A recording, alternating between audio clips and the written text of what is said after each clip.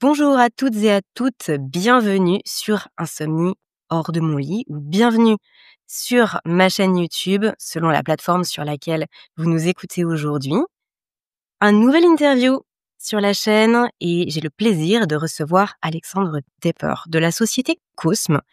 Alexandre, bonjour, bienvenue sur le podcast, bienvenue sur ma chaîne. Je suis vraiment ravie qu'on puisse échanger aujourd'hui sur la qualité de l'environnement de sommeil, on va dire, parce que tu es le cofondateur de la société Cosme, qui est une entreprise de literie. Et ça m'intéresse beaucoup de parler du lit aujourd'hui parce que on y passe du temps dans le lit et parfois on peut y passer un temps qui est pas très agréable justement parce que le lit ne favorise pas le sommeil. Mais ça va bien au-delà de ça. On va vraiment parler de tout cet environnement de sommeil avec toi aujourd'hui. Donc, merci d'avoir accepté mon invitation sur le podcast. Bienvenue. Et ce que je te propose peut-être, Alexandre, pour démarrer, c'est justement que tu nous fasses un petit historique de ce qu'est Cosme aujourd'hui, parce que je sais que c'est une histoire familiale et je sais aussi que vous y mettez tout votre cœur dans cette entreprise. Donc, on a envie d'en savoir un petit peu plus avant de parler du sommeil. Merci Aurélie, merci pour l'invitation. Effectivement, donc c'est Cosme, c'est une entreprise de literie qui a été créée en 2014. On est donc deux fondateurs, Baptiste et moi. Mais tu as tout à fait raison, il y a un historique familial derrière tout ça. En fait, donc l'entreprise a été créée en 2014, mais avec un savoir-faire qui existe depuis plusieurs générations dans la famille de Baptiste. Donc son grand-père, qui était belge, qui est arrivé en France il y a à peu près 60 ans, a créé un atelier de transformation de matières naturelles. Ensuite, c'est le père de Baptiste qui a repris cet atelier de transformation de matières naturelles. Il a vraiment industrialisé, il a continué de transformer les matières naturelles, il a apporté une partie synthétique, les mousses chimiques notamment qui étaient en vogue à l'époque. Donc il a beaucoup travaillé sur la transformation de ces matières. Il travaillait avec des litiers, mais pas que eux, des tapissiers, décorateurs. Il faisait de la matière première pour plein d'autres personnes. Et nous, donc en 2014, quand on a décidé de se lancer dans l'entrepreneuriat avec Baptiste, on a vu qu'il y avait un vrai savoir-faire familial dans sa famille sur lequel on pouvait se reposer pour lancer une activité, lancer une nouvelle marque. Et en 2014, la literie naturelle, c'est pas que ça existait pas, mais c'était quand même un marché de niche, euh, peu d'acteurs dessus, très peu d'offres, très peu connu aussi. Donc, ça a été l'occasion de repartir de cette base, de ce savoir-faire qui existait, pour ensuite créer cette marque. Donc voilà. Et ça rejoint ce que tu disais, c'est à la fois cofondateur de la marque, mais avec un savoir-faire familial qui existe depuis quand même plusieurs générations. Tu as tout de suite, finalement, tu as lancé le sujet, ça nous fait une introduction parfaite parce que tu as parlé des matières naturelles. Et c'est aujourd'hui une spécificité que vous développez, que vous entretenez et surtout que vous pouvez mettre en avant et en lumière parce que effectivement c'est quelque chose de très important qui existe pas du tout partout et qui fait la qualité de vos produits aujourd'hui. Mais on va en discuter un petit peu plus en détail. Ce que je voudrais, peut-être, poser là pour démarrer cet épisode avec toi Alexandre, c'est un petit peu le contexte. Parce que c'est pas anodin le matelas qu'on achète. C'est pas anodin et souvent c'est quelque chose qu'on met un petit peu, en dernier plan. On va réfléchir à, est-ce que mes volets ils sont bien occultants? Est-ce qu'il y a pas trop de bruit? Est-ce que, je peux faire quelque chose pour, je sais pas, prendre une tisane le soir pour m'endormir? Et en fait, on oublie que le matelas, on va y passer 8 heures ou 7 heures ou 9 heures, peut-être même plus si on passe un peu de temps dans le lit avant. Et comment toi, tu perçois le besoin des gens autour de ça? Est-ce que c'est parce que tu t'es rendu compte que finalement, il y avait un vrai intérêt, en se des gens en se disant: «Non mais il faut vraiment que mon matelas il soit super bon, pour bien dormir» ou est-ce que c'est parce que tu as constaté peut-être pour toi-même que, il y avait la majorité des gens qui passaient du temps dans des matelas qui ne leur convenaient pas, où ils avaient des douleurs et cetera et c'est pour ça que tu t'es dit: «Non mais là, il nous faut vraiment un matelas de très bonne qualité, parce que je vais faire évoluer le monde du matelas». Un bah, je rebondis sur peut-être le 1er point que tu disais au début et qui est vrai, c'est que le matelas, c'est un élément qui est pas forcément pris en compte, mais de mon point de vue, c'est vraiment une réflexion globale. Le sommeil, c'est pas ou ça, ou ça, ou ça, c'est, ben, une réflexion globale qui doit être amenée, qui plusieurs sujets qui doivent être couverts et le matelas fait partie de ces sujets. Il est important sans être non plus la priorité. Ça fait partie d'un ensemble une réflexion globale qui doit être menée et souvent quand je pose la question à mes clients pourquoi ils viennent nous voir, hem, et qu'est-ce qui les amène à changer de literie, ça arrive régulièrement qu'ils me disent qu'en fait, ils ont dormi autre part et c'est en changeant de matelas pendant quelques nuits où ils se sont rendus compte qu'en fait, en revenant chez eux, en fait, ça allait pas au niveau, bah, du dos, du soutien et on y passe effectivement beaucoup de temps, mais c'est tellement ancré, c'est tous les jours le même pendant des années et qui, lui, va évoluer. Notre corps aussi évolue, donc le matelas évolue, notre corps évolue, nos besoins évoluent, mais ça se fait de façon tellement progressive que parfois on se rend même plus compte en fait que ça a évolué soit notre corps, soit le matelas et qu'il y a un moment, bah, l'adéquation n'est plus la bonne et ça revient sur ce que tu disais. Est-ce que comment, comment faire en sorte que le matelas soit le bon pour, chaque personne, c'est justement aussi ça qui nous a motivés au tout début de notre activité, donc je disais qu'il y avait un historique familial sur la transformation de matières naturelles. C'est vrai que c'est vraiment un des points clés chez Cosme. On a fait le choix de n'utiliser que des matières naturelles, hem, mais on ne veut pas vendre ou survendre un matelas parfait qui serait, qui conviendrait à tout le monde.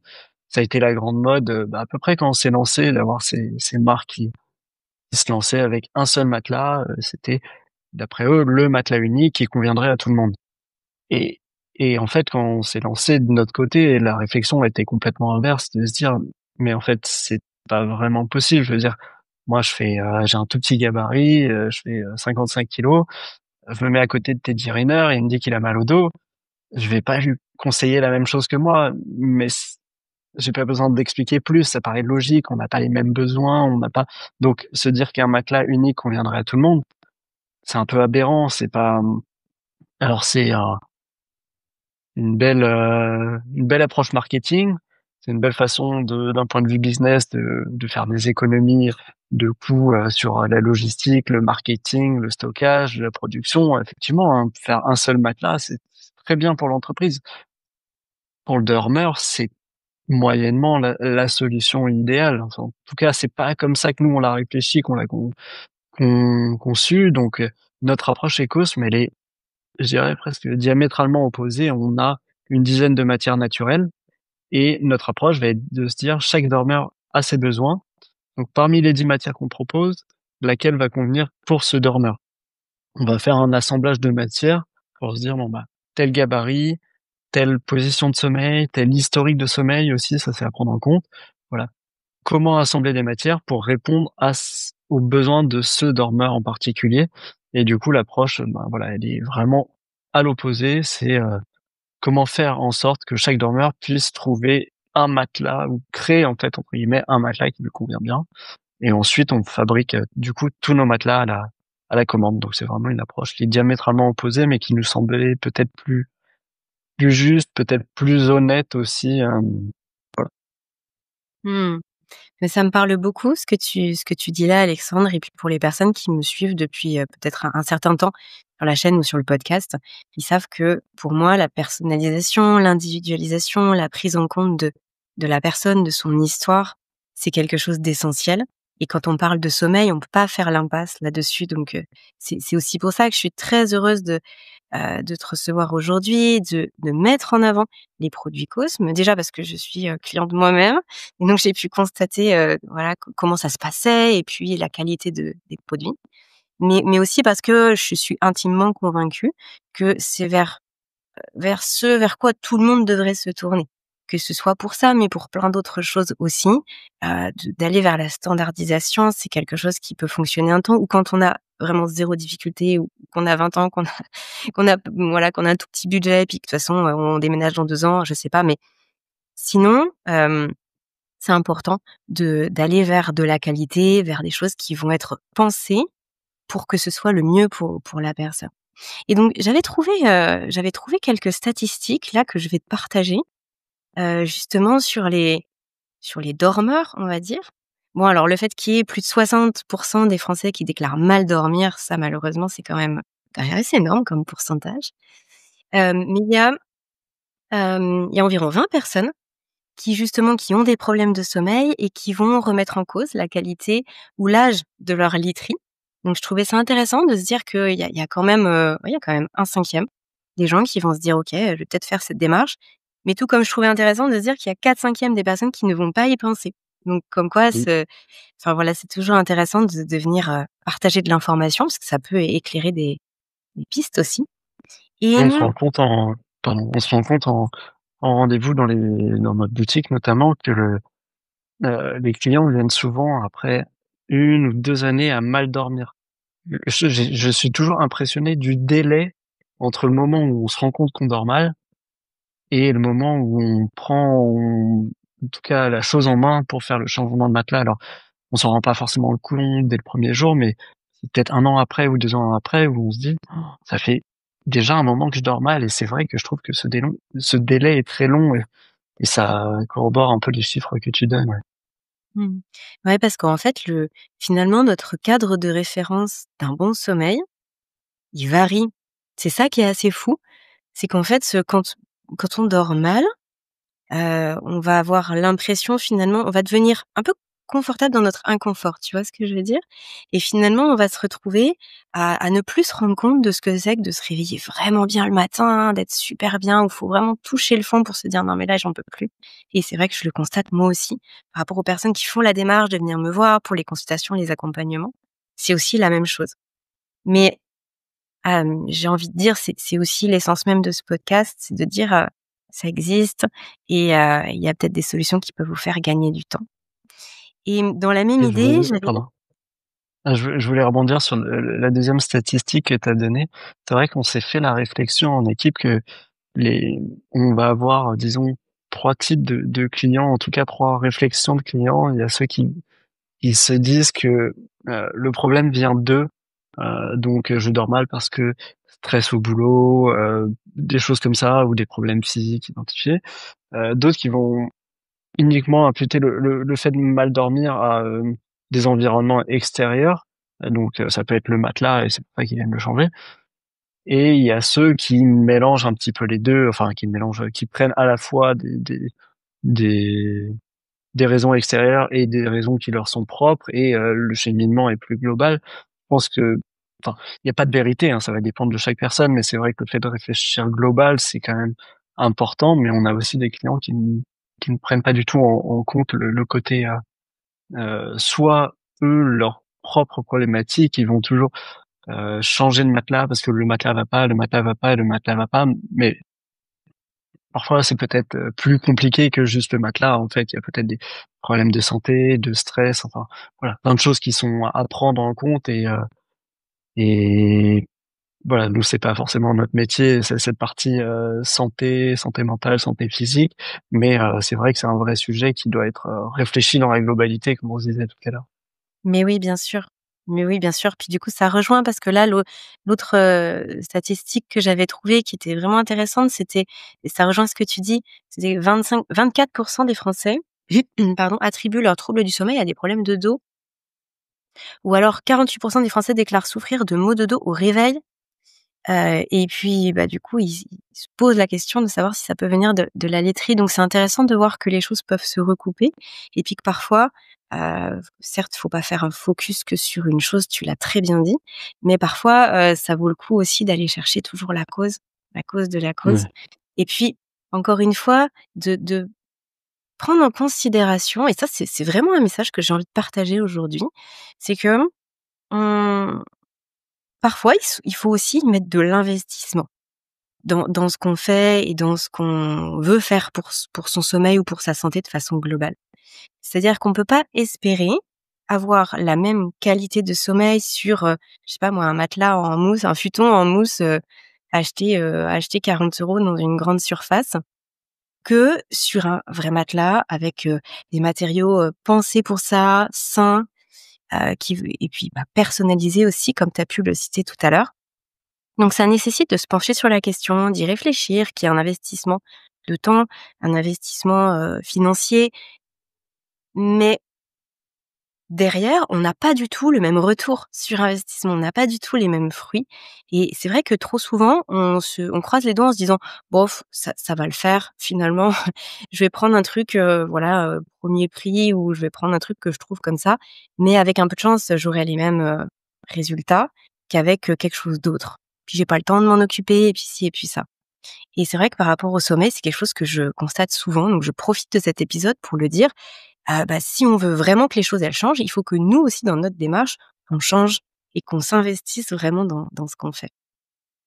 Bah, ça, c'est Hem, effectivement, c'est un point qui est important lié à notre entreprise, dans le sens où on a une démarche qui est très, engagée, c'est peut-être un mot fort, mais voilà, on fait vraiment que des matières naturelles, on fait de la production en France, essaye de porter ces valeurs-là et effectivement, en retour, on a aussi des clients qui sont engagés dans la démarche de faire attention à ce qu'ils consomment. Donc il y a vraiment à la fois faire attention au matelas, bien choisir, prendre le temps de comparer et la démarche aussi de bien acheter aussi, c'est-à-dire, faire, être consommateur comme on dit, faire, des choix qui de soutien aussi, à des entreprises qui portent des valeurs qui nous sont dans lesquelles on se reconnaît donc ça peut être nous, ça peut être d'autres, hein. Ce que je veux dire, c'est que, aujourd'hui on dans le monde tel qu'il est, c'est vrai que c'est important de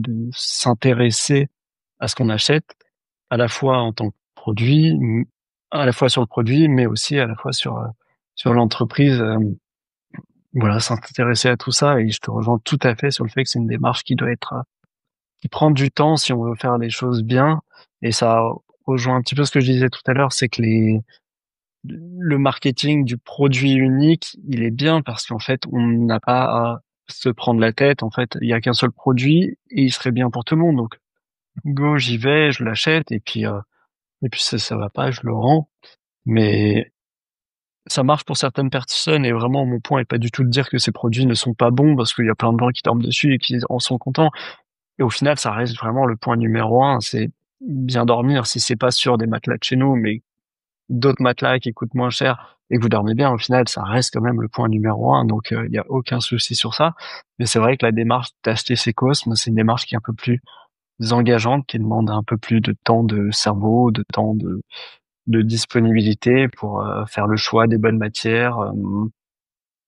On, voilà, on voit des clients qui nous demandent c'est quoi le meilleur matelas.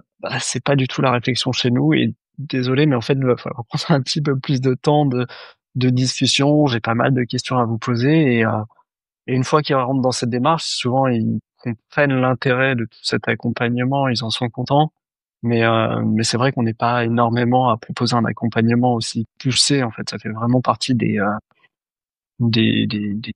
qualités, je dirais, de notre entreprise, c'est que faire des bons matelas, c'est une chose, mais si on dort pas bien sur le matelas, ça répond pas à la problématique. Donc, faut faire des produits de qualité avec un accompagnement de qualité et on essaie vraiment de mixer ces deux pans-là. Il y a un aspect qui le montre assez bien, je trouve, c'est que sur notre site, on a développé un questionnaire d'accompagnement. Donc, soit on peut se faire accompagner par un humain de chez nous, avec qui on peut parler, mais on a fait aussi un questionnaire en ligne. Et nous, il est globalement très long. Il faut prendre un bon quart d'heure pour bien tout compléter. Mais en fait, c'est comme ça qu'on l'a réfléchi. On a fait en sorte de poser les mêmes questions que nous, on aurait posées, d'aller jusqu'au bout, vraiment de creuser la réflexion. Et ça fait un questionnaire qui est très long si on compare à des questionnaires sur des sites de concurrents où ils vantent le fait qu'en 5 questions, on va vous sortir le matelas idéal. Désolé, ça sera pas notre démarche. Nous, on va vous en poser peut-être 20, 30. Mais encore une fois, on considère que cet accompagnement, il est hyper important. Sinon, on est dans la consommation rapide. Hop, c'est pas cher, c'est rapide, c'est un produit, je l'achète. Et c'est pas du tout ce qu'on propose. te dis, le sommeil, ça dépend de chaque personne. Il y a une notion de personnalisation sur le matelas, mais sur plein de choses, sur l'accompagnement de façon générale. Et c'est vrai que ça ne peut pas se réfléchir de façon très rapide. C'est un sujet qui est tellement important. Une bonne journée, ça commence par une bonne nuit. Et si on a envie de passer des bonnes journées, faire plein de choses et être heureux dans notre vie, faut déjà pouvoir avoir un sommeil réparateur, un bon sommeil. Mmh. Mais surtout qu'en plus un matelas ça se garde. C'est pas un bien de consommation qu'on va changer tous les ans, donc ça vaut d'autant plus le coup de pouvoir s'y attarder un petit peu et puis de faire les choses en conscience. Ah mais ça me parle vraiment beaucoup tout ce que tu mets en avant. Est-ce qu'on peut faire un focus justement, Alexandre, sur les matériaux que vous utilisez et puis aussi sur le processus de fabrication, parce qu'en plus, c'est fabriqué en France, donc dans un atelier en France avec, voilà, des ouvriers en France et ça, c'est chouette parce qu'il y a tellement de choses qui sont délocalisées que c'est bien d'avoir un savoir-faire aussi qu'on a, chez nous. Bon, ça fait 2 questions en une. Je sais pas par laquelle tu veux commencer, mais, je t'en prie, fais-toi plaisir. Je vais te parler de l'atelier. Effectivement, l'atelier, donc, il se trouve à la Ferté-Bernard, c'est dans la Sarthe, c'est à quelques kilomètres du Mans. Cet atelier, alors je reprends un tout petit peu l'historique familial, mais c'est vrai que c'est intéressant. En fait, on a commencé du coup quand c'est lancé en 2014 dans l'atelier du père de Baptiste. Donc lui qui transformait les matières, il n'avait pas forcément de savoir-faire sur la conception de la literie, mais on a des personnes qui nous ont rejoints, qui avaient cette expertise, donc qui ont rejoint finalement le père de Baptiste et tous faisaient la transformation des matières et l'assemblage se faisait directement dans l'atelier. Et en 2020, début 2021, on a le père de Baptiste partant à la retraite, on a décidé de récupérer la partie conception de la literie. Donc, son atelier a été racheté par des personnes sur la transformation des matières, mais toute la partie conception de literie, finalement, on l'a repris en interne. Donc aujourd'hui, nous, on s'occupe à la fois de la partie commercialisation, mais aussi toute la conception de la literie. Et les filles qui travaillaient là-bas, les couturières, elles nous ont, on leur a demandé en fait, est-ce qu'elles veulent continuer l'aventure avec nous? Ça faisait déjà 5-6 ans qu'elles travaillaient sur nos produits, ou est-ce qu'elles veulent rester dans l'atelier du père de Baptiste? Et ça allait faire, ça allait changer beaucoup de choses parce que Baptiste, mon associé habitant à Nantes, moi à Paris, soit on ouvrait l'atelier à côté de chez elle parce que c'est elle le savoir-faire, c'est elle qu'il fallait conserver, soit elle préférait pas. Et en fait, toute l'équipe a dit non, on a envie de continuer l'aventure Cosme. Donc finalement, ils ont quitté cet atelier du père de Baptiste. On a ouvert notre atelier à la Ferté-Bernard, donc c'était à une quinzaine de kilomètres de l'autre atelier. Et voilà, tout le savoir-faire, et j'entends par là les couturières notamment, hop, elles nous ont rejoints dans cet atelier, on a récupéré les machines et on a refait tout ça. Et puis c'était parti. Donc depuis 2021 à peu près, voilà, on a ce savoir-faire qui est vraiment intégré à Cosme. Ça nous a permis aussi d'aller un peu plus loin dans la personnalisation, dans l'accompagnement aussi. On a pu faire évoluer des choses, notamment sur les matières, faire des tests, parce que maintenant c'est notre atelier, on est beaucoup plus libre aussi au quotidien dans cet atelier pour faire tous ces tests, faire évoluer les matières, mieux répondre aux besoins des clients. Donc ça a été une chance aussi dans le développement de produits, tout ça. Et tu m'as posé une deuxième question, je suis désolé, j'ai oublié. Mais non, mais justement, tu as fait le pont, c'est-à-dire d'aller voir justement vers les matières, vers les matériaux, en fait. Quel, quel choix vous avez fait? Pourquoi? Tu as parlé de fibres naturelles. Qu'est-ce que ce serait un matelas, non naturel? Pourquoi être allé vers, justement des matières naturelles? Qu'est-ce que ça implique? Enfin voilà, qu'on puisse peut-être rentrer un petit peu dans le vif du sujet de la qualité du matelas en lui-même. Alors, je vais revenir sur les matières après, plus en détail, mais c'est vrai que pour comprendre le cheminement, comme je disais, le père de Baptiste, il faisait à la fois des matières naturelles, mais aussi des matières synthétiques, notamment de la mousse. Donc, tu me demandais ce que c'est des matières non naturelles dans la literie. Globalement, ça va être de la mousse, qui est de la pétrochimie. C'est fait à partir de pétrole et c'est des mousses qui sont gonflées comme ça. C'est des choses qui sont quasiment pas recyclables, qui sont faites à partir de pétrole tout simplement. et qui dégagent des particules, des COV qui sont pas top pour la santé non plus. Donc voilà, on a fait le choix de s'éloigner de tout ça quand on s'est lancé parce qu'on avait c'est pas un secteur, honnêtement, c'est pas un secteur, la literie, qu'on connaissait quand on s'est lancé.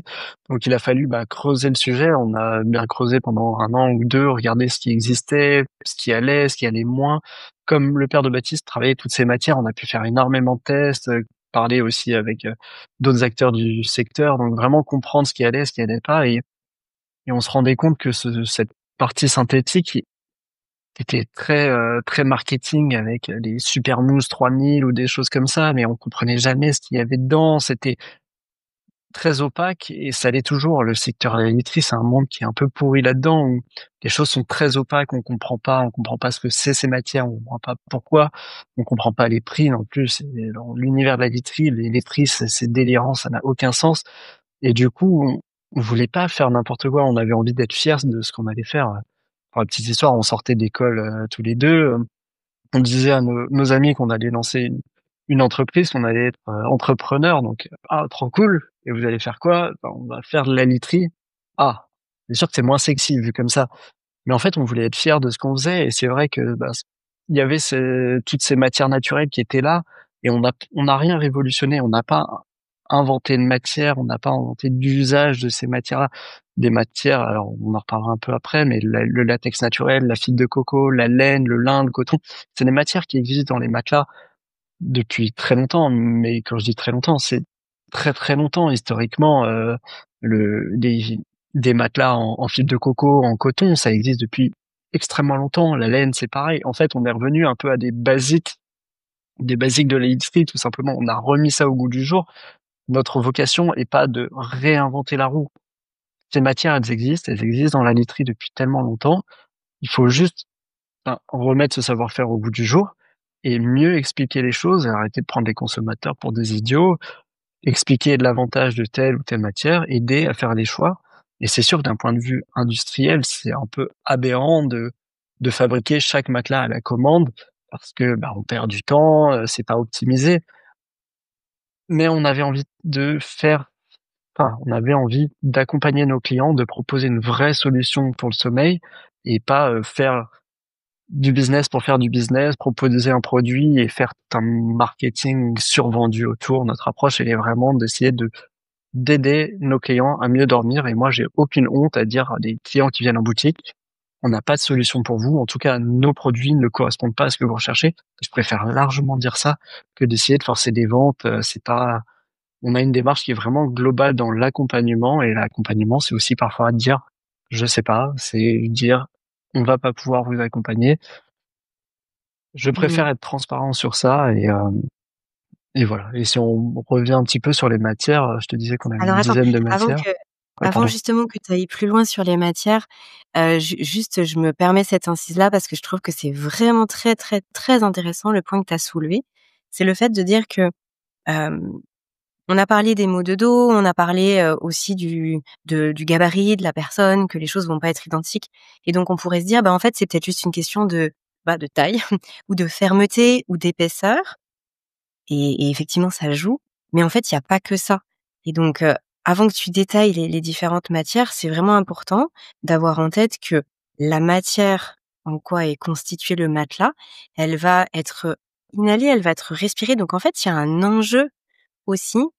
Alors au niveau de la température, mais ça, on y reviendra, mais il y a vraiment un enjeu au niveau de ce qu'on va, respirer, de ce qui se dégage du matelas pendant des heures et des heures durant, dans une pièce en plus qui plus est fermée, en tout cas une grande partie de l'année, où c'est pas, rares sont les personnes qui peuvent dormir à les fenêtres ouvertes toute l'année et aérer tout le temps, et en plus de ça, on a vraiment le nez à 3 centimètres du matelas, et donc ça, c'est vraiment un point, moi, qui m'avait beaucoup interpellée et sur lequel j'avais fait pas mal de recherches en me disant: «Mais que ce soit le matelas, que ce soit l'oreiller, hem, mais aussi les draps, la couette, enfin tous les éléments qu'on va pouvoir avoir vers soi.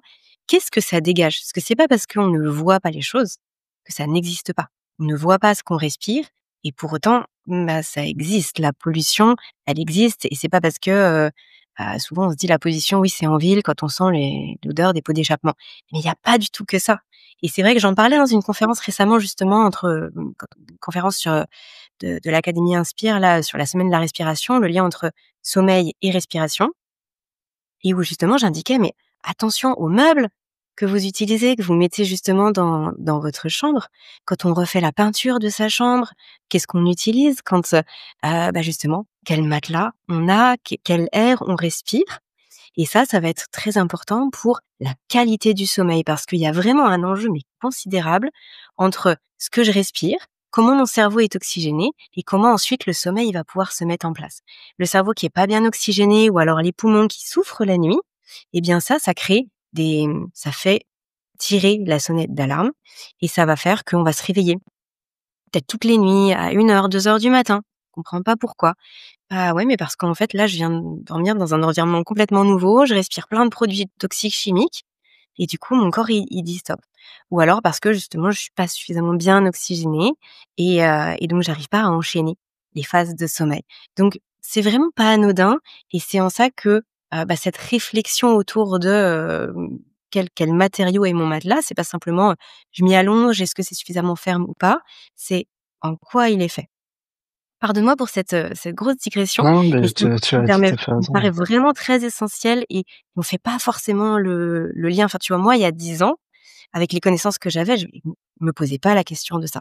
C'est vraiment au fur et à mesure que les années ont passé où je me suis dit: «Mais au fait, et alors? Mon matelas et ma chambre et mes meubles?»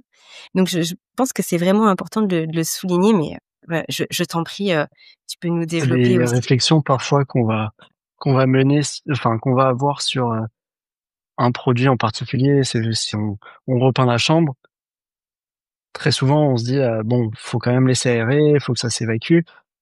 On a cette conscience, par exemple sur la peinture. Si on va utiliser de la colle pour remettre des meubles, on le sent, on sait qu'il y a voilà, ça va pas. Mais c'est pas quand l'odeur n'est plus présente qu'il y a quand même plus ces particules-là. Donc, parfois voilà, on va avoir le sujet qui vient sur un élément, 2 éléments, et c'est vrai que la literie, on n'y pense pas forcément non plus, mais en fait, comme tu disais, on a le nez à 3 centimètres, voire le nez carrément dedans, en fait. Et bah, c'est sûr que c'est pas parce qu'on le sent pas qu'il y a pas, tout ça, toutes ces particules. Toi, tu parlais d'un point de vue, le temps d'une nuit entre guillemets, l'impact que ça peut avoir sur le sommeil, et puis il y a la réflexion qui est à mener sur du long terme, sur la santé de façon générale, en fait, à respirer toutes des cochonneries comme ça. C'est aussi un des choix qu'on a fait, de pas utiliser de traitement. On n'a pas de traitement anti ça, notamment anti-feu sur nos matelas bébés. On n'a aucun, traitement anti-feu. Traitement anti-feu, ça nous permettrait d'avoir toutes les normes qu'il faut pour pouvoir être, dans des crèches et compagnie. Mais en fait, on veut pas le faire tout simplement parce que c'est si c'est enfin, c'est que des traitements chimiques qui sont rajoutés. Pas du tout envie de mettre ça pour nos enfants et qu'ils aient le nez Ah dedans. mais Alors, ah oui, c'est c'est incroyable. C'est-à-dire qu'en fait, les seules choses qui sont autorisées en crèche, c'est quand il y a le traitement anti-feu, alors qu'en fait, c'est nocif pour nos bébés. Ah, c'est fou ça. ouais, mais c'est des réflexions. Ils ont leurs problématiques, donc ils le font, ils réfléchissent de façon peut-être plus, spécifique sur ce point-là. Nous, on a fait le choix de se priver de ce marché, on va dire, mais pour rester, droit dans ce qu'on pense de façon générale, c'est-à-dire éviter vraiment tout ce qui peut être mauvais pour la santé, sur le sommeil à court terme et sur la santé de façon plus long terme. Donc, voilà, c'est des choses qu'on a décidé de pas mettre, même des comment ça s'appelle? Des huiles essentielles. On n'utilise pas d'huiles essentielles parce que, bah, pour les bébés, c'est pas recommandé, pour les femmes, enceintes, c'est pas recommandé. Il y a des personnes qui vont avoir des allergies sur ça, donc voilà. Il y a aucun traitement, que ce soit des traitements chimiques ou naturels, toujours dans cette logique de se dire: «Évitons de respirer des choses qui sont pas forcément nécessaires». Et si vous aimez les huiles essentielles, libre à vous de les rajouter ensuite si vous pensez que ça vous fait du bien. C'est possible de les rajouter après, mais en tout cas, nous, on le fera pas de base. On essaiera d'avoir les matelas, en tout cas, et même les produits de façon générale, les plus neutres, aucun dégagement, parce que ça fait partie d'une réflexion globale qu'on essaye d'avoir. Mmh. Alors justement, au niveau des différents matériaux, tu en as cité plusieurs tout à l'heure. Est-ce que tu trouves ça pertinent de nous les, citer, tous, de nous dire, à quoi ça sert? Ou est-ce que, tu veux simplement peut-être en mettre un en avant et puis, donner un exemple de ce que peut ressembler le parcours, du consommateur qui se dit, «Bah, tiens, moi, je suis dans un endroit où il fait chaud, vers quoi je me dirige?» Enfin, tu vois? Quel exemple tu souhaiterais prendre? Je pense qu'effectivement tout dérouler, c'est pas forcément le plus intéressant, les personnes qui sont dans une recherche effectivement, qui viennent nous consulter en boutique, ça a du sens parce qu'ils sont dans cette phase de où ils ont besoin de tout comprendre. Ici, dans notre échange, je pense que dérouler tout, ça a pas forcément, d'intérêt. Je bah, déjà les matières qu'on va utiliser, nous, ça va être du latex, de la fibre de coco du latex naturel, de la fibre de coco, de la laine, du lin, du cachemire, du duvet de chameau et et du crin végétal. Ça, c'est globalement ce qu'on va utiliser dans nos matelas. On va utiliser du coton bio également pour tout ce qui va être drap. On va utiliser des oreillers, on va avoir des oreillers en latex naturel, en plume et en duvet de canard. Et voilà à peu près la gamme globale de matières qu'on va utiliser.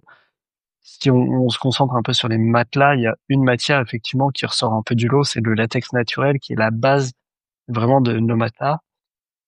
L On a fait le choix du latex naturel parce que c'est naturel. Je pense que tu l'as bien compris dans notre démarche, globale, mais pas que. On le fait pas au détriment du sommeil. En fait, c'est pas juste une matière naturelle qu'on va utiliser. C'est en fait une matière qui a énormément d'avantages. Si elle était pas naturelle, elle serait quand même hyper bien pour dormir, parce que c'est une matière qui a, pas mal d'élasticité, donc ça fait que quand on dort sur le côté, ce qui est le cas de beaucoup de personnes, bah, ça va vraiment prendre la forme de l'épaule, la forme de la hanche, donc ça va éviter les points de pression. Et en même temps, c'est une matière qui a une très grande densité. L'exemple que je donne pour bien comprendre, l'avantage de ça, c'est qu'imaginez vous faites un gâteau avec beaucoup de levure, ça va gonfler, mais on appuie dessus, hop, hop, ça s'écrase un peu. Ça, c'est les matières qui sont très peu denses, comme les matelas en mousse, par exemple.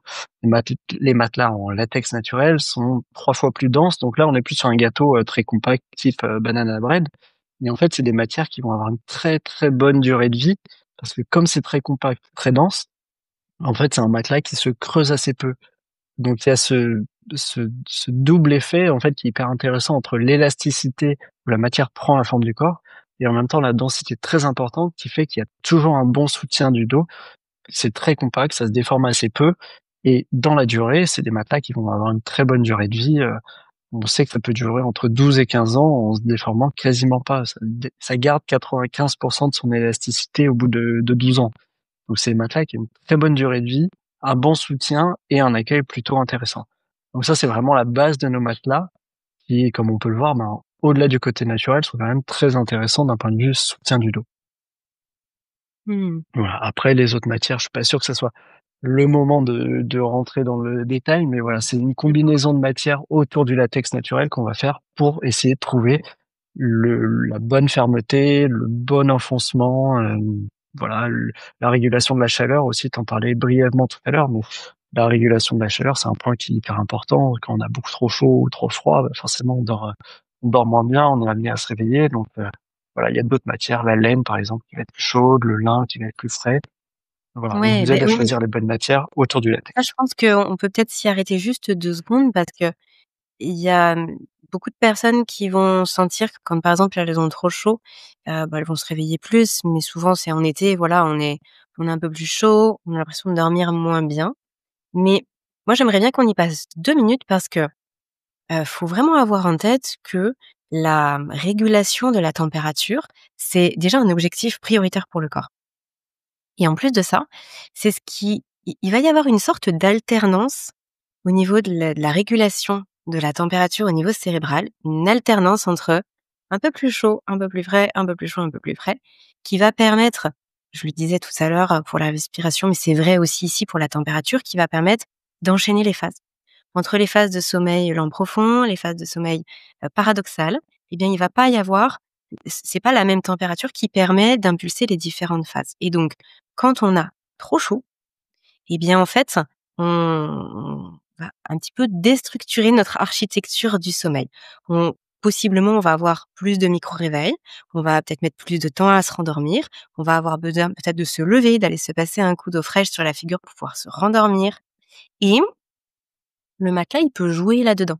Alors bien sûr que l'environnement, on parlait de l'environnement de sommeil en introduction de cet épisode, il est essentiel. Si vous chauffez votre pièce à 25, clairement ça va pas être évident. S'il fait canicule, c'est sûr que c'est plus difficile.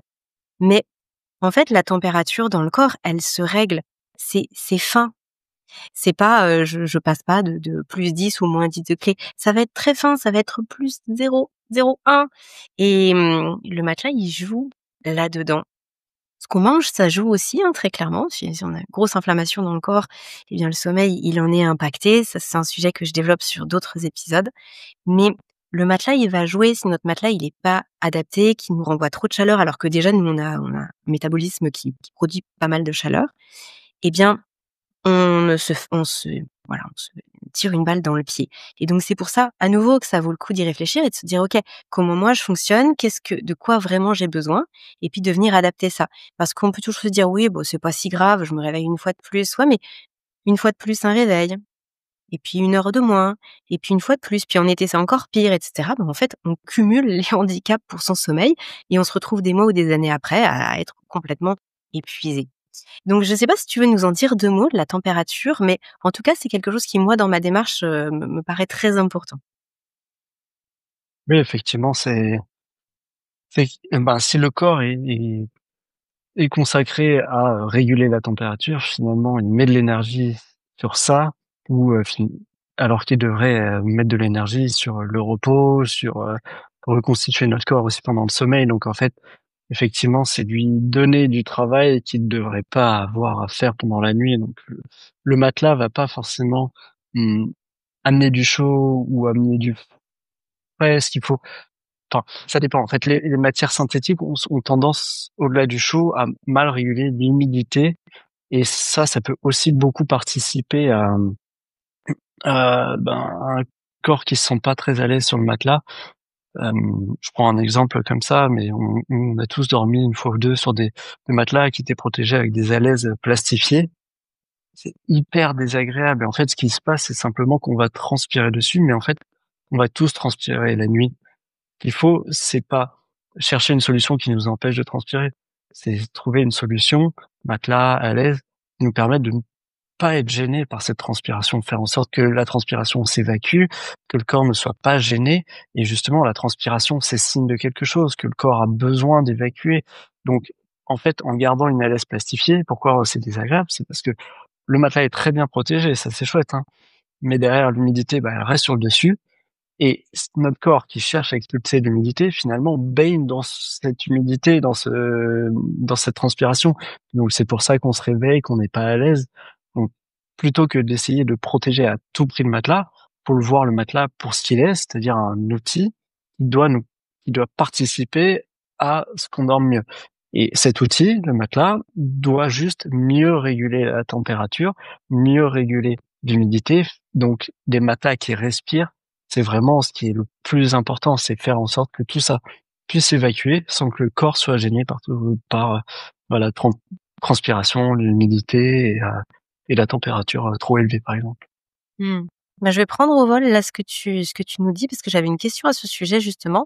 C'était comment on entretient un matelas? Est-ce que, alors moi j'ai souvenir quand j'étais petite, ma mère qui faisait le nettoyage de printemps et d'automne. C'est-à-dire que 2 fois par an, elle sortait les matelas, elle tapait dessus, elle laissait la journée aérer et puis elle rentrait tout ça. C'est comme ça qu'on prend soin d'un matelas? Est-ce que c'est les bonnes vieilles techniques de «je mets ça dehors, ça fonctionne»?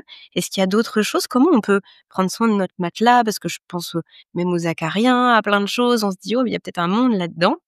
Qu'est-ce qu'on fait finalement dans le quotidien? Ah déjà, faut se poser la question de pourquoi on entretient, c'est quoi le but de tout ça? Et je pense que ça amène déjà quand on comprend pourquoi on entretient, ensuite on comprend comment l'entretenir. Entretenir le matelas, c'est faire en sorte qu'en fait on ne respire pas de mauvaises choses, hein, c'est un terme très basique, mais éviter, d'avoir des poussières, parce que la poussière va s'accumuler dans le matelas. Éviter d'avoir des petites déjections d'acariens. C'est ça aussi les allergies, elles viennent des déjections des acariens. Donc nettoyer le matelas, c'est faire en sorte de le vider de toutes ces particules. Le deuxième point, c'est, faire en sorte que on revient sur la question de l'humidité, que le matelas respire très bien. Donc ah, pour avant de rentrer vraiment sur l'entretien, en fait, la première chose à faire, c'est de faire en sorte d'avoir un bon sommier. Par bon sommier, j'entends tout simplement un sommier qui permet au matelas de se vider de son humidité et que ça parte par en dessous. Donc il faut un matelas qui respire. Globalement, des matelas à lattes, c'est très bien. Je parle pas de qualité de sommier, c'est simplement un sommier où l'humidité va pouvoir bien s'évacuer. Déjà, c'est une façon d'entretenir le matelas. Si on est directement au sol ou sur des sommiers avec une grande planche, en fait, l'humidité, elle reste et ça, l'humidité reste dans le matelas, ça finit par moisir un petit peu et dormir sur un matelas qui est moisi, bah, il y a des germes, enfin, c'est vraiment pas très bon. Donc, première chose, avoir un sommier qui respire bien. Il y a des personnes qui vont avoir des sommiers coffres. Pas interdit d'avoir un sommier coffre, c'est juste que ça va forcément moins bien respirer et l'humidité va rester un peu dans le coffre. Ça demande juste un peu plus d'entretien. Encore une fois, on comprend qu'entretenir, c'est faire en sorte que l'humidité s'évacue du matelas, donc faut juste soulever son sommier de temps en temps pour que l'humidité s'évacue bien. Retourner peut-être le matelas plus régulièrement. Retourner son matelas, c'est déjà un geste basique, mais toujours dans cette logique d'évacuer l'humidité, c'est très bien. Et donc il y a faire en sorte que l'humidité s'évacue bien, avoir une installation qui est bien pour ça, retourner le matelas régulièrement. Et ce que tu disais par rapport aux particules, à la poussière ou que ce soit les acariens, effectivement, un petit coup d'aspirateur quand on retourne le matelas, franchement c'est parfait, hein, c'est pas très compliqué. Soit ça, soit effectivement taper le matelas dehors. C'est toujours la même logique. C'est faire en sorte que les particules s'en aillent du matelas. Donc moi, j'ai tendance à conseiller un petit coup d'aspirateur sur les faces du matelas. Et après, c'est reparti comme neuf. En parlant d'aspirateur, est-ce que toi tu conseillerais l'aspirateur, tu sais, qui projette, un produit qu'on met dedans, tu vois, un liquide, ça peut être, un produit qu'on fait nous-mêmes, hem, qui aspire très fortement derrière. Est-ce que toi tu conseillerais de mouiller? Parce que du coup ça mouille et après on aspire et après on fait sécher. Je sais pas si tu vois de quoi je Et parle, tu pas, vois les ouais, aspirateurs ouais, pour ouais, canapé, c'est pour, les siège de voiture? Vaporetto, ouais. Ouais, Oui, ce genre oui. c'est ça que tu penses de Bah nous, ça pour les on l'a fait, je l'ai fait avec ma femme il y a 2 mois là. Je le fais. Je vois pas de contre-indication à ça tant que le matelas peut respirer derrière.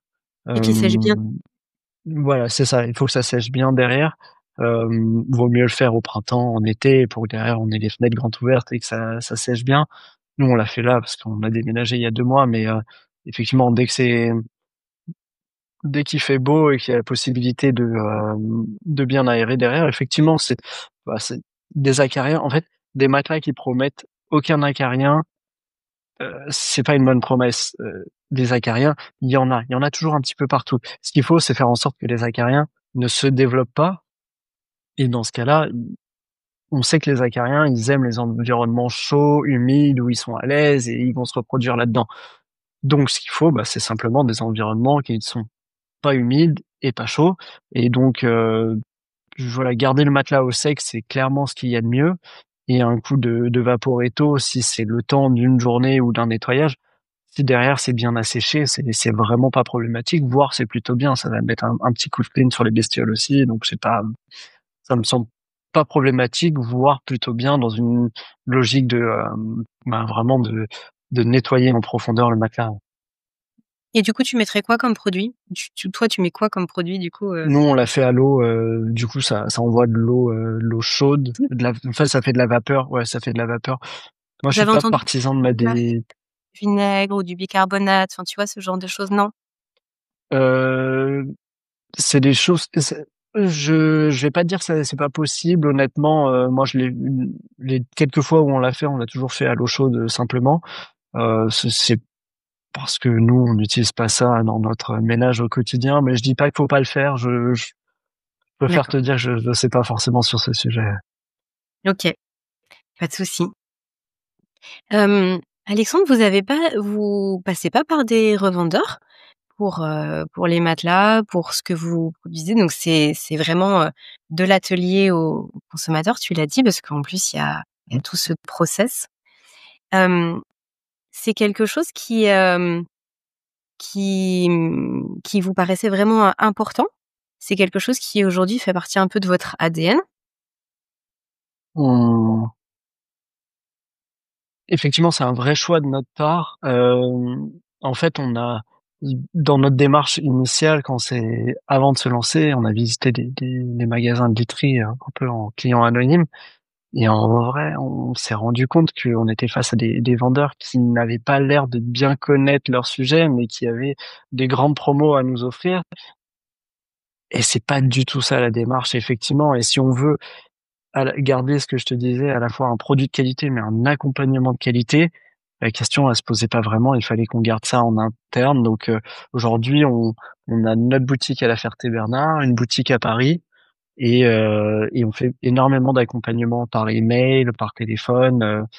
On a aussi la possibilité de venir visiter l'atelier. Dans cette logique de Mmh. transparence, il y a des visites qui peuvent être organisées. En général, c'est jusqu'à 5-6 personnes à peu près.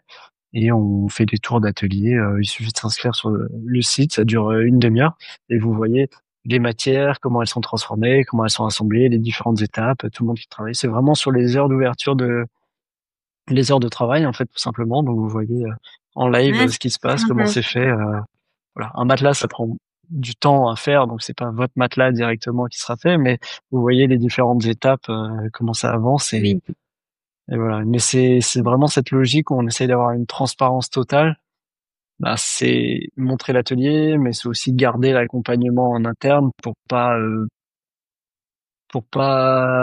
avoir ce côté marchand de tapis qui nous intéresse pas depuis le début. On veut vraiment proposer des produits de qualité, mais un service, un accompagnement qui va. Je préfère largement quelqu'un qui ne dort pas sur nos produits ou qui ne dort plus sur nos produits, parce qu'on propose une garantie de 100 nuits d'essai, plutôt que quelqu'un qui achète à la va-vite et à qui j'ai cherché enfin à qui on aurait cherché à vendre, survendre des produits. Je préfère vraiment que ça soit réfléchi de façon globale et faire les choses bien avec nos dormeurs. Au final, on voit les retours qu'on a qui sont hyper positifs dans l'expérience et dans les produits. Et ça, bah, je te parlais de fierté, de se regarder dans la glace et d'être fier de ce qu'on fait quand on a lancé l'activité.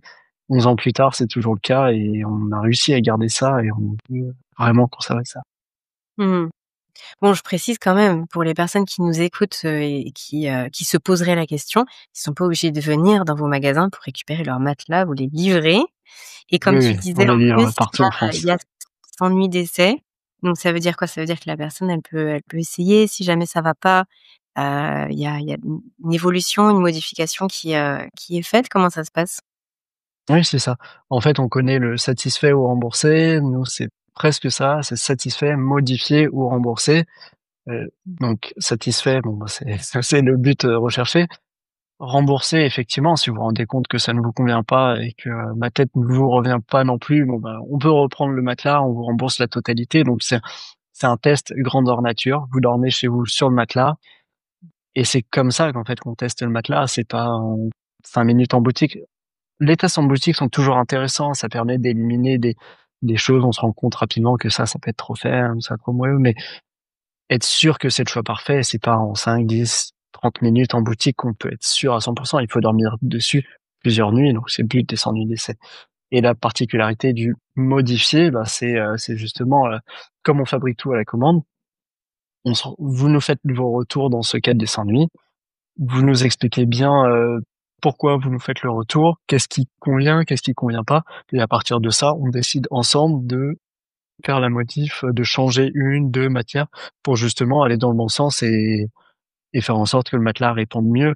C'est de l'ajustement, en fait, et c'est comme ça qu'on arrive finalement à avoir un taux de satisfaction très élevé parce que si c'est pas le bon choix au début, ben, on arrive quand même à le comprendre au bout d'1, 2, 3 semaines de test, de se dire: «Ah, en fait, je m'enfonce, mais peut-être pas assez, et concernant la chaleur, peut-être que j'aimerais un petit peu plus chaud. OK, donc il faut changer telle matière, faut changer ça comme ça». On fabrique le nouveau matelas, on le livre et le jour de la livraison, on récupère l'ancien matelas et là, on a fait tout l'ajustement qu'il fallait pour justement pour tomber, en fait, sur le matelas qui convient vraiment bien. Bah, merci beaucoup Alexandre pour toutes ces précisions. Écoute, on arrive à la fin de notre échange. Je suis en train de rebalayer là un petit peu toutes les questions que j'avais préparées, pour toi aujourd'hui et et je crois qu'on a fait le tour je vais te proposer de nous partager peut-être un mot de la fin sur ce que tu souhaites, peut-être que les gens gardent en tête par rapport à Cosme, par rapport à tout ce dont on a parlé, aujourd'hui. Merci du coup pour ce mot de la fin. Peut-être juste 2 choses, un petit point rapidement, on n'a pas vraiment évoqué, mais du coup, Cosme, ça va vraiment accompagner les familles, du bébé, donc dès la naissance, on a des matelas bébés, les enfants avec des matelas spécifiques et les adultes. Notre idée, c'est vraiment de d'accompagner tout le monde, sur une nuit saine et voilà et peut-être sur un mot de la fin, bah, c'est de notre envie d'être très transparent. Voilà, si je dois m'adresser un petit peu à tout le monde aujourd'hui, c'est de vous dire que Cosme n'est pas la solution idéale pour tout le monde. On parlait un petit peu de question de prix tout à l'heure. C'est vrai que c'est un certain prix, on fait du made in France, on fait du naturel. Forcément, tout ça, ça a un coût. Mais souvent, le matelas, on le réfléchit comme un investissement initial, alors que si on ramène ça à la nuit, ben, on se rend compte que des matelas qui durent 15 ans, qui coûtent un petit peu plus cher, mais qui durent 3, 4, 5 années de plus, bah, finalement, sur la durée, on y gagne aussi, donc tout en dormant bien. Donc c'est vrai que cette question de prix, elle est forcément à prendre en compte, mais si on a la possibilité de faire un investissement, bah, c'est aussi, important pour sa santé et financièrement, si la réflexion elle est menée sur du long terme, bah, c'est parfois on y gagne aussi, sur des produits haut de gamme. Ça veut pas dire qu'il faut forcément ça veut pas dire surtout pas que matelas cher égale matelas bien. La réflexion est complètement fausse là-dessus. C'est juste essayer de prendre le temps. Je pense qu'Aurélie t'a dit quelque chose de très intelligent. Le sommeil, faire les choix pour le sommeil, c'est un investissement personnel. Faut prendre le temps de regarder, de comparer. Euh, voilà. Prenez le temps, regardez, décortiquez un petit peu toutes les caractéristiques des matelas, posez des questions. Et effectivement, c'est en posant ces questions, en se renseignant qu'on finit par faire les bons choix. Mmh. Ouais, et tu as bien fait de le préciser aussi qu'il y avait les matelas pour les plus petits.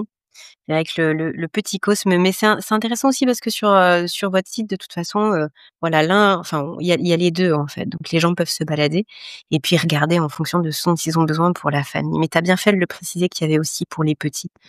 Même si tu l'avais évoqué à quelques reprises, c'est bien de le redire. Eh bien merci, Alexandre Merci Aurélie. pour le mot de la fin.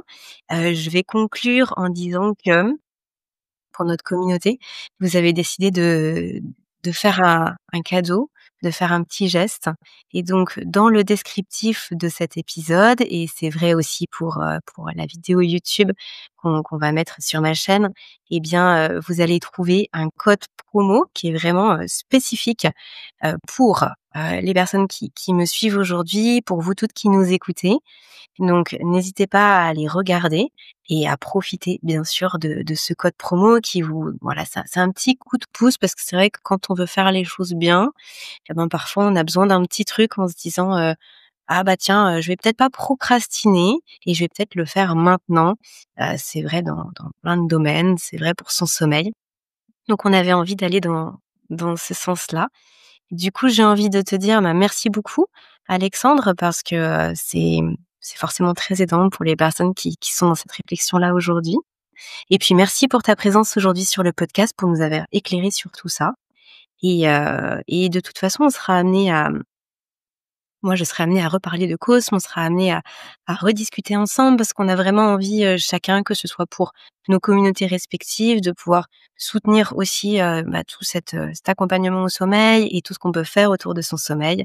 Donc, vous entendrez à nouveau parler de Cosme sur ma newsletter, dans mes communications. C'est vraiment, enfin vraiment, c'est une entreprise que j'apprécie beaucoup. Alexandre, moi, j'aime vraiment beaucoup les gens en plus qui sont passionnés par ce qu'ils font, qui ont une vraie conviction, qui ont une vision, voilà, ça fait, des années que vous œuvrez pour la même chose avec la même éthique.